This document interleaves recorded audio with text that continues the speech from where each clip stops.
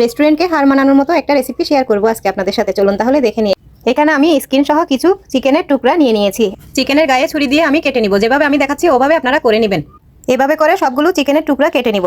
চিকেনের টুকরাগুলো কাটা হয়ে গিয়েছে। এবার আমি আরেকটা বোলের মধ্যে নিয়ে নিলাম।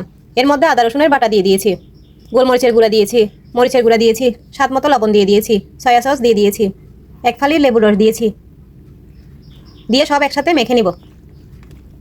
হাতে ভালো করে মেখে নিতে হবে যাতে মশলাটা মাংসের ভিতর পর্যন্ত পৌঁছাতে পারে। এখন এক কাপ দুধ দিয়ে দিয়েছি, দুধটা দিয়ে আবার ভালো করে মেখে নিব। চিকেনের টুকরোগুলো ভালো করে মাখা হয়ে গিয়েছে। এখন 1 ঘন্টার জন্য রেস্টে রেখে দিব।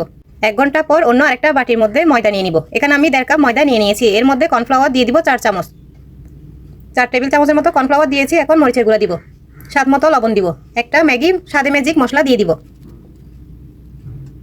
দিয়ে সব একসাথে মিক্স করে নিব। এবার এক এক করে চিকেনের পিসগুলো এর মধ্যে গড়িয়ে নিব।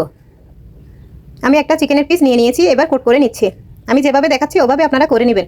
চিকেনগুলোর যে অবশিষ্ট দুধগুলো ছিল মশলা মাখা, সেটার মধ্যে আমি এটা ডুবিয়ে নিয়ে নিয়েছি। আমি এক্সট্রা পানি নিয়ে নিই। মশলার পানির মধ্যে চিকেনটা চুবিয়ে আবার একইভাবে কোটিং করে নিব।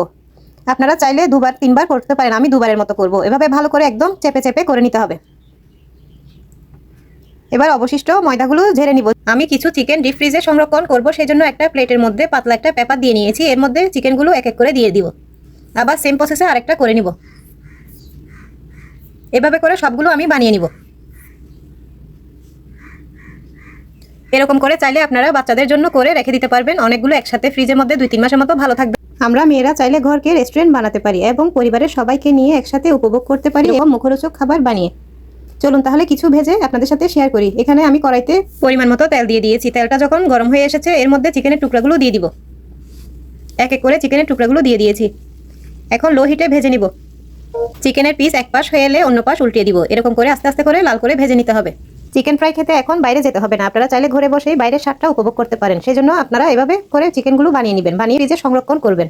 আমরা একদিন কষ্ট করে যদি বেশি করে বানিয়ে ফ্রিজে সংরক্ষণ করি, বাচ্চারা যখন বায়না ধরবে তখন ওদেরকে ভেজে দিতে পারবেন। আর আপনাদের যখন খেতে ইচ্ছে করবে আপনারা জাস্ট বের করে তেলের মধ্যে ভেজে নেবেন। চিকেন ফ্রাইটা লাল করে ভাজা হয়ে গিয়েছে, এক এক করে প্লেটে তুলে নিব। মাশাআল্লাহ, চিকেন ফ্রাইটা একদম পারফেক্ট হয়েছে। আপনারা চাইলে আমার রেসিপি ফলো করে বাচ্চাদের জন্য বিকেলে নাস্তায় বানিয়ে দিতে পারেন।